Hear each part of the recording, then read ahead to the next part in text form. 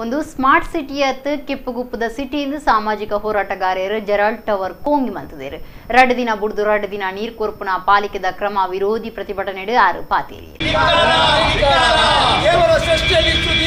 ಕುಡ್ಲ ಮಹಾನಗರ ಪಾಲಿಕೆ 2 ದಿನ ಬುಡ್ದು 2 ದಿನ ನೀರು ಕೊರ್ಪುನ ಕ್ರಮ ಶುರು ಮಂತನಿಕ ವಿರೋಧ ತೋಜಾದು ಪಾಲಿಕೆದ ಎದುರು ಎಂಸಿಸಿ ಸಿವಿಕ್ ಗ್ರೂಪ್ ಪ್ರತಿಭಟನೆ ನಡಪಾಂಡು ಸಾಮಾಜಿಕ ಹೋರಾಟಗಾರರು ಜೆರಾಲ್ಡ್ ಟವರ್ ಪ್ರತಿಭಟನೆ ಪಾತಿರುದು ಕುಡ್ಲ ಸ್ಮಾರ್ಟ್ ಸಿಟಿ ಅತ್ತು ಕೆಪ್ಪುಗುಪ್ಪದ ಸಿಟಿಯಿಂದ ಕೋಂಗಿ ಬಂತೇರು ಎಂಸಿಸಿ ಸಿವಿಕ್ ಗ್ರೂಪ್ ಪಾಲಿಕೆ ಸುತ್ತದ ಬೇತೆ ಬೇತೆ ಸಮಸ್ಯೆಗಳನ್ನು ಮಿತ್ತು ಕರೆನ 3 ವರ್ಷದಿಂದ ಹೋರಾಟ ಮಲ್ತೊಂದು ಬೈದಿಂಡು ಆಂಡ ಪಾಲಿಕೆಗೆ ಅಬಗೆಟ್ ತರವೆಚ್ಚ ಇಜ್ಜಿ ಒವ್ವೇ ಕೆಲಸದ ಜವಾಬ್ದಾರಿ ತೊಂದು ಇಜ್ಜಿ ಜನಕ್ಲೆನ ತೆರಿಗೆ ಪೊಕ್ಕಡೆ ಹಾಳಾವೊಂದುಂಡು ನೀರಿಜ್ಜಂದನ ನಗರನು ಸ್ಮಾರ್ಟ್ ಸಿಟಿ ಮಲ್ಪೇರು ಒಂದು ಮೂರ್ಖತನ ಅಂದು ಜೆರಾಲ್ಡ್ ಟವರ್ ಪಂಡೆ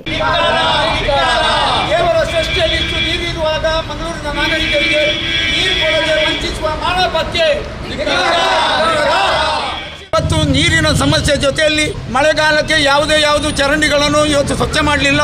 ಸುಮ್ಮನೆ ಆ ಚರಂಡಿ ಮಾಡಿದ್ದೇವೆ ಈ ಚರಂಡಿ ಮಾಡಿದ್ದೇವೆ ಅಂತೇಳಿ ಒಂದು ಚರಂಡಿಗೆ JCBಯನ್ನು ಇಳಿಸಿ ಒಂದು ನಾಟಕ ಮಾಡ್ತಾ ಇದ್ದಾರೆ. ಅದರ ಜೊತೆಯಲ್ಲಿ ನಗರದ ಒಳಗಿರುವ ಚರಂಡಿಗಳು 7-8 ಫೀಟ್ ಮಿನಿಮಮ್ 5 ಫೀಟ್ ಅಗಲ ಇದ್ದದ್ದು ಇವತ್ತು 3 ಫೀಟಿಗೆ ಅದನ್ನು ಪರಿವರ್ತನೆ ಮಾಡಿ ಚಂದವಾದ ಫುಟ್ಪಾತನ್ನು ರಚಿಸಿದ್ದಾರೆ. ಆದರೆ ನಮಗೆ 3 ತಿಂಗಳು ಮಳೆ ಬರುವ ಪ್ರದೇಶವಾದ ಕಾರಣ ನಮ್ಮ ಮಳೆ ನೀರು ಯಾವ ಕಡೆ ಹರಿದು ಹೋಗುವುದು. ಅದರ ಜೊತೆಯಲ್ಲಿ ಇವತ್ತು ಕೇಬಲ್ ಮಾಫಿಯಾದವರು ಎಲ್ಲ ಕಡೆ ಕೇಬಲ್ ಹಾಕಿಕೊಂಡಿದ್ದಾರೆ. ನನಗೆ ಹೇಳಲಿಕ್ಕೆ ಬೇಸರ ಆಗ್ತದೆ.